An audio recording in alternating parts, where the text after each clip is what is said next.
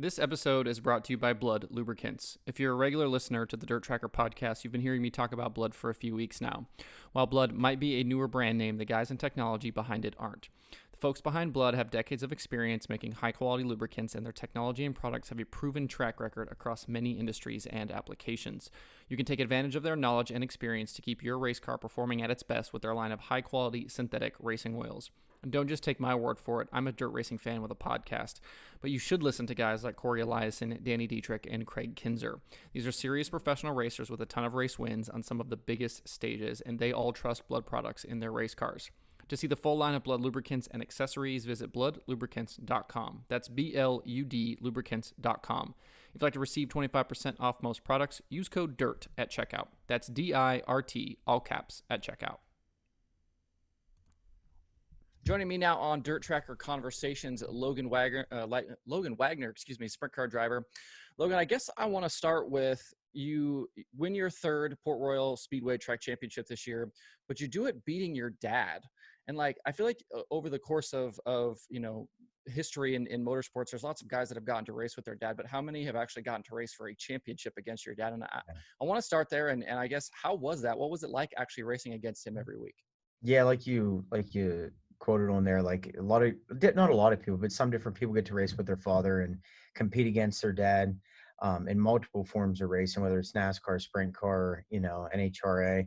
But not a lot of people get to go head to head and race with them for a championship. And for it to come down to even like the last points race was really cool. It's something I'll embrace for a long time. Something I'm going to cherish.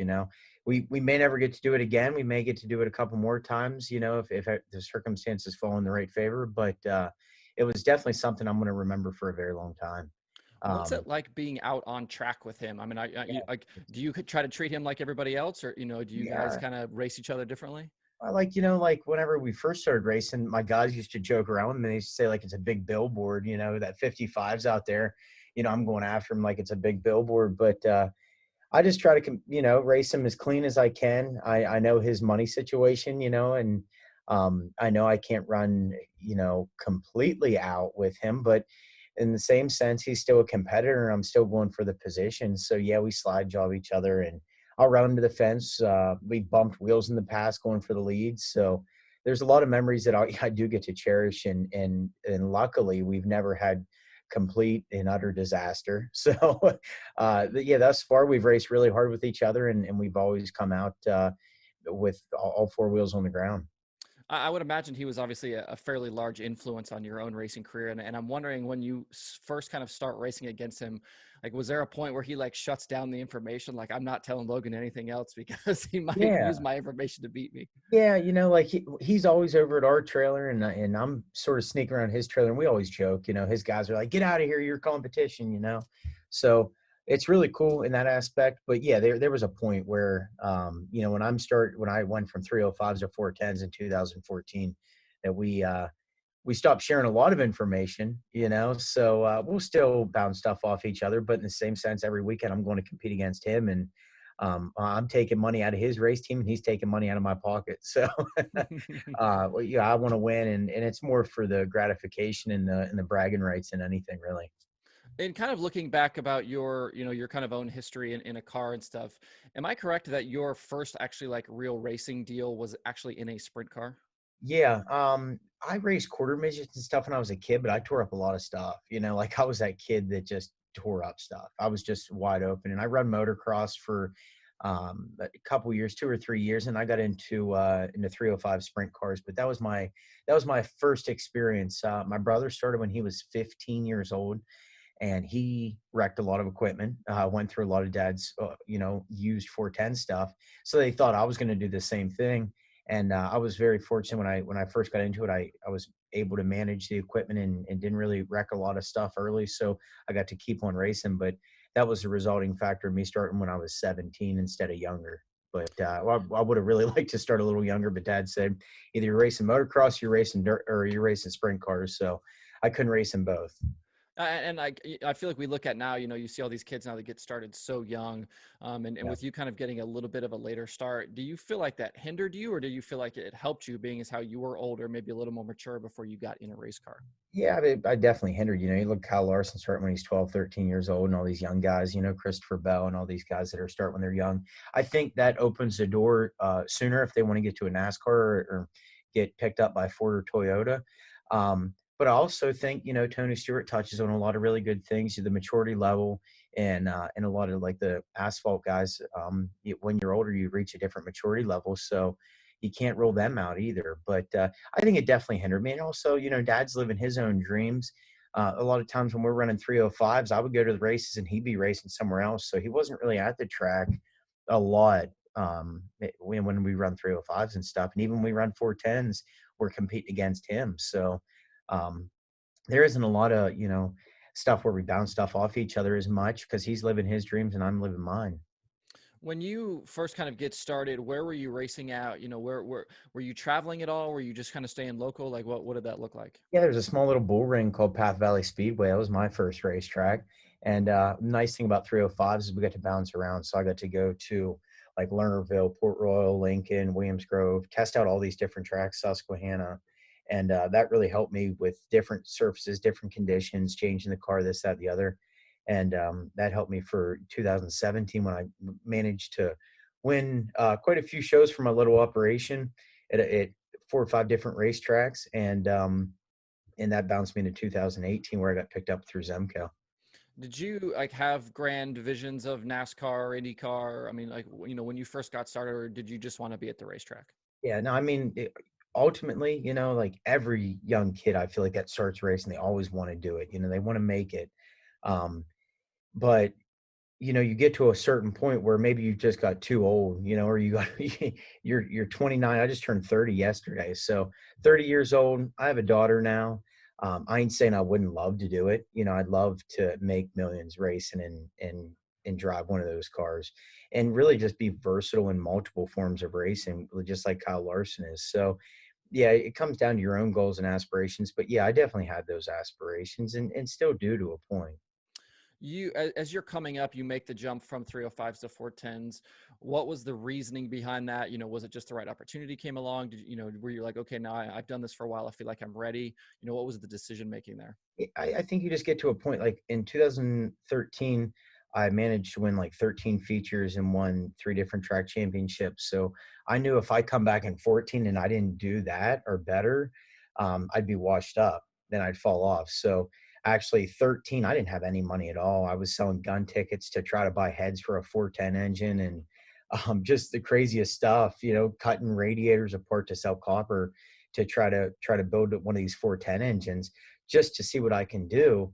I knew I had to make that jump, and that jump was that year. It just got to the point where you got to do it now. If you do it under the year 305 and you don't run to that same level, you're just not gonna, you're gonna be looked at as a washed up driver in 305s, I would even if it imagine is all 10 through this, you're kind of like working on your own stuff, correct? Yeah, Setting your own cars up, yeah, building your yeah. own cars.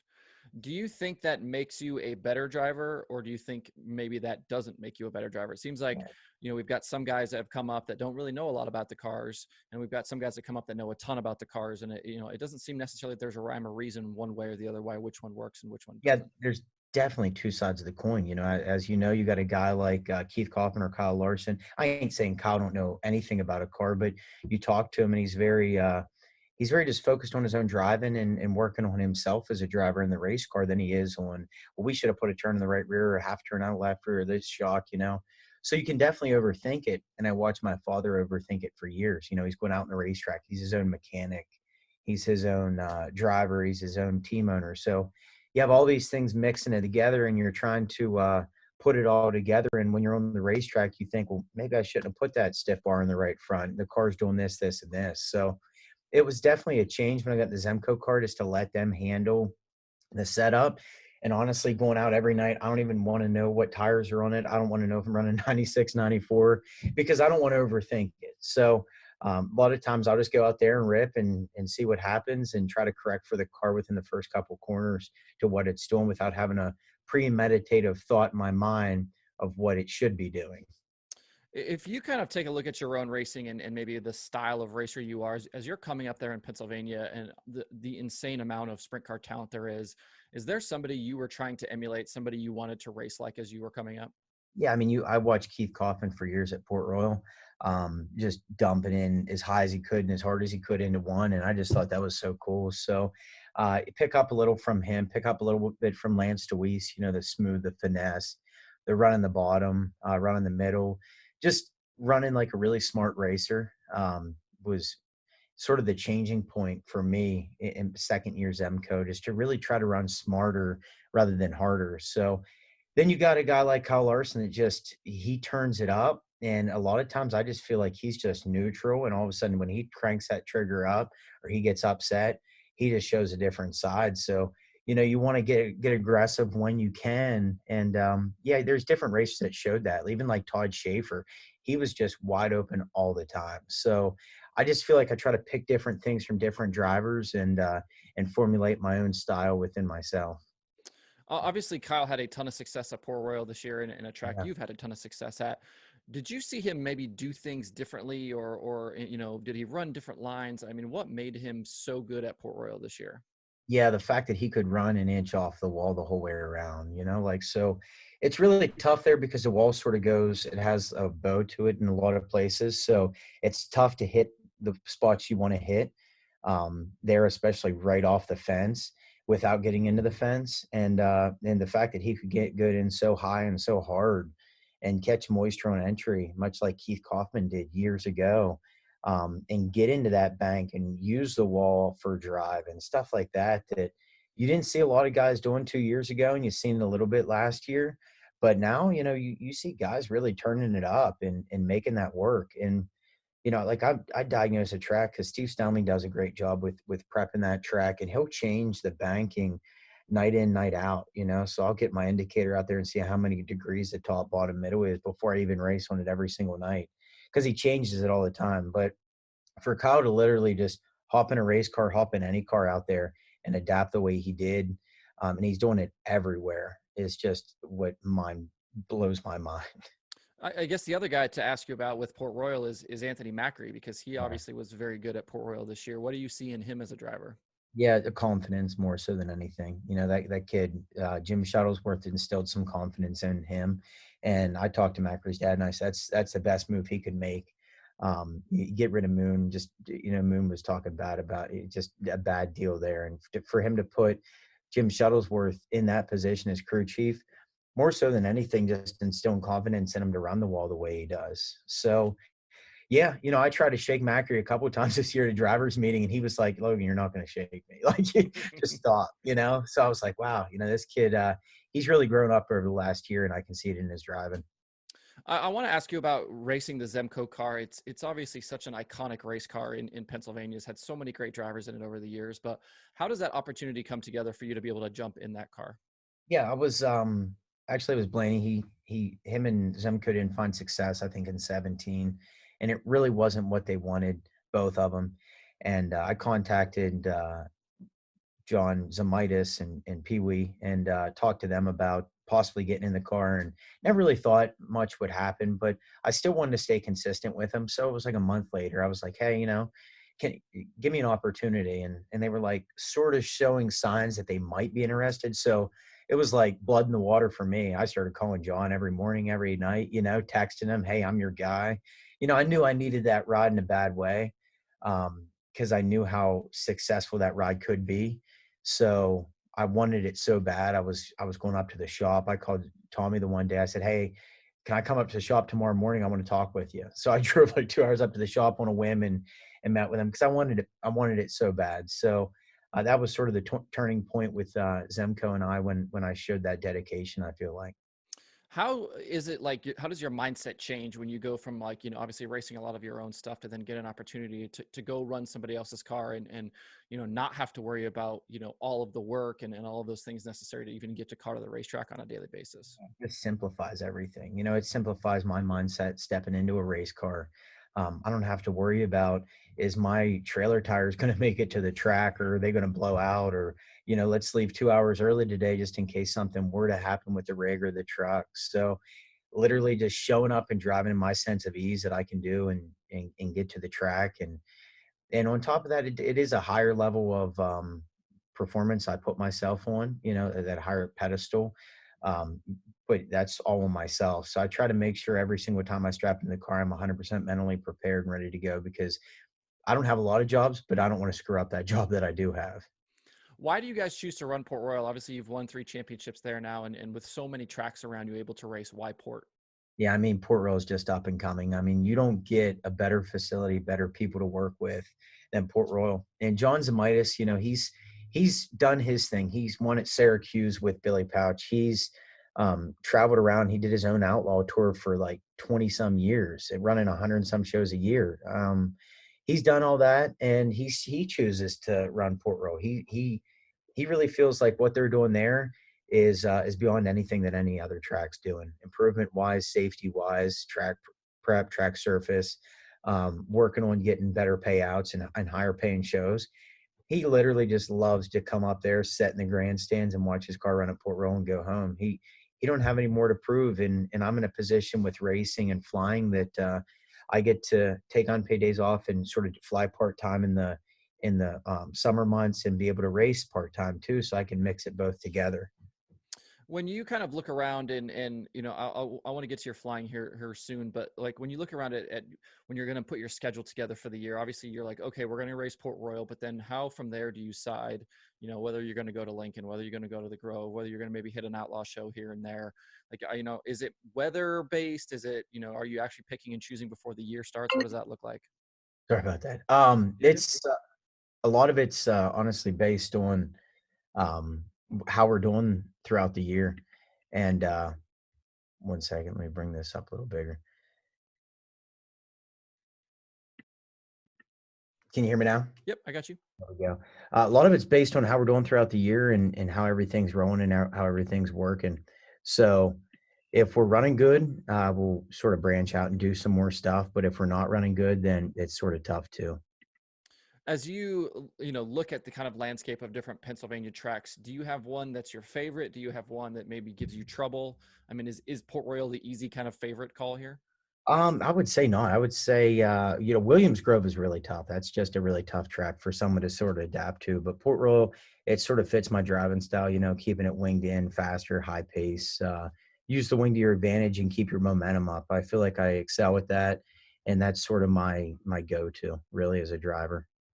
And you mentioning you being a pilot, I definitely want to know kind of the story of that and how long you've been doing it, why you went that direction, and then obviously how you schedule work and driving a sprint car.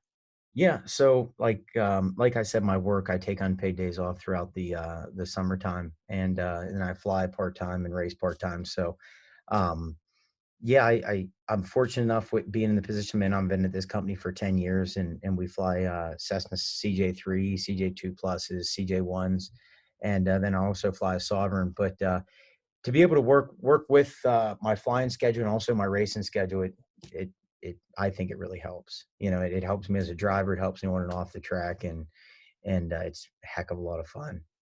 When you're flying, I mean, are you flying, is it a charter deal? Are you flying the same people around? And like, I mean, how far do you go? Are you going all over the United States, all over the world? What does that look like? Yeah, no, we do part-time, we do some charter 135, and then we also do 91, which is owner operator. We have a couple different airplanes that are 91, and then we also have a couple different airplanes that are 135 charter stuff. So we do a lot of Florida trips in the wintertime, a lot of main trips in the summertime. A lot of these people, they want to be in a position or a place that they're not in a lot. So in the wintertime, they go south to Florida when it's warm. In the summertime, they go north to Maine or places like that. So we do that. Then we also do some international, Canada, down in the Bahamas, Mexico, stuff like that. So I was just out in Colorado, which was a lot of fun. Montrose, Tellurod's beautiful. I got to spend 6 days out there, in California some. But yeah, my schedule is really open in the wintertime, so I'm flying a lot more right now. Is it like one of those things where it's like when people that know you as a sprint car driver find out you're a pilot, they're surprised, and the people that know you as a pilot find out you're also a sprint car driver, are they surprised? Like you kind of get that from both sides.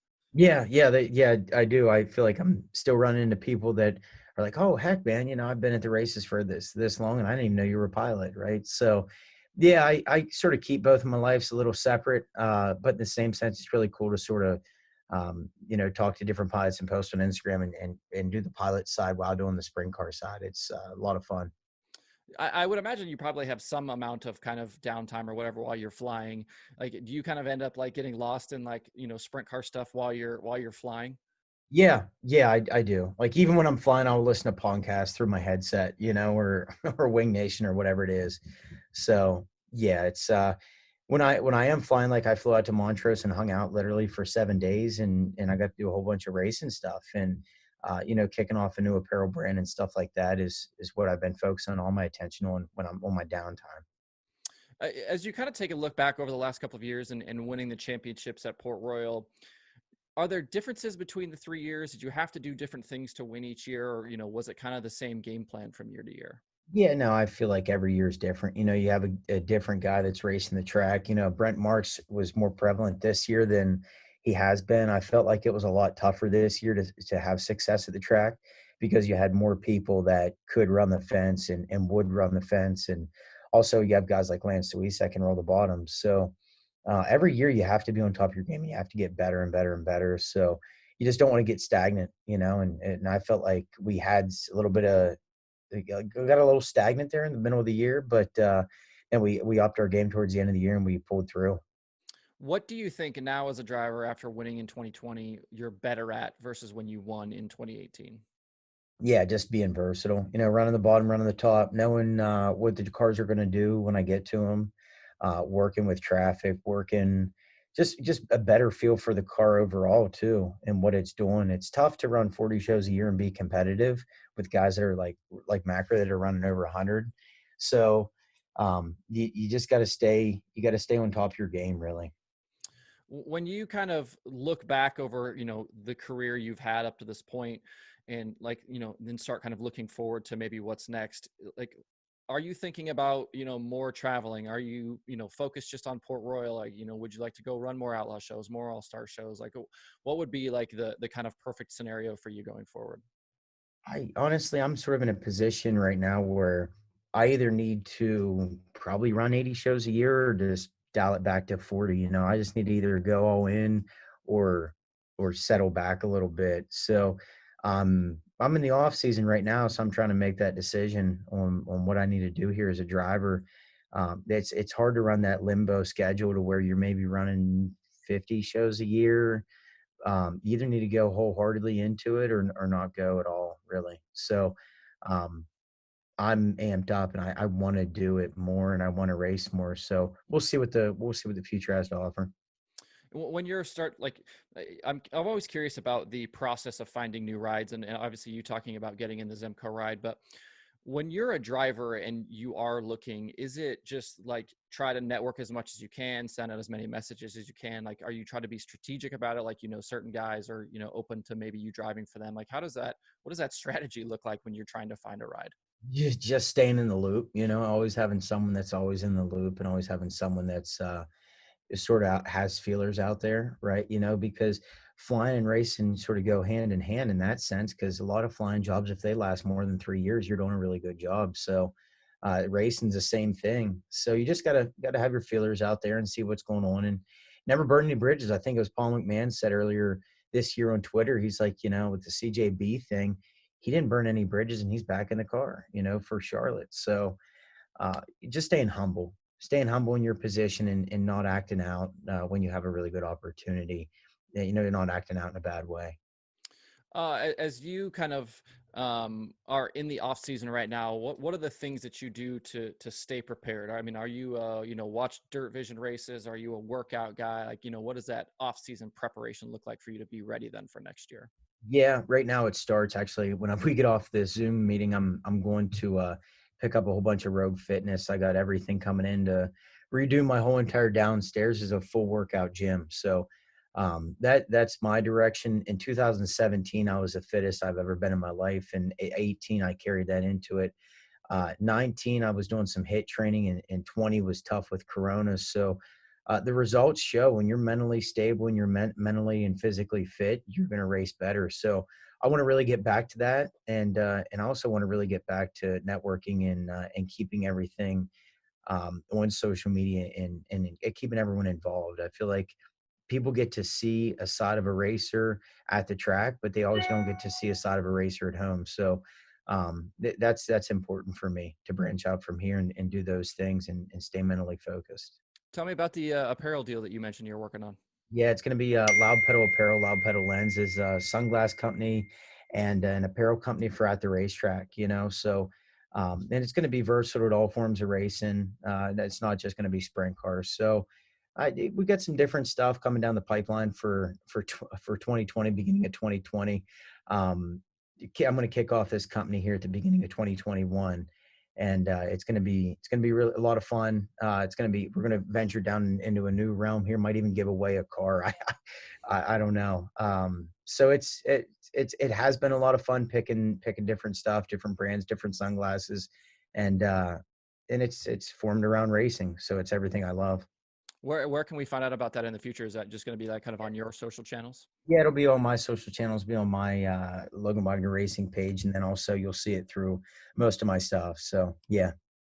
This show probably won't come out for at least a few days after we do this conversation, but I wanted to at least mention, you're doing Black Friday stuff, and it seems like this is a good time of year for people to kind of get some good sprint car merch for Christmas presents and stuff. So where can people find your merch at? Yeah, we just actually released the new track championship shirts, three-time Pete shirts, and then also 2020 championship shirts. And that's all on loganwagnerracing.com.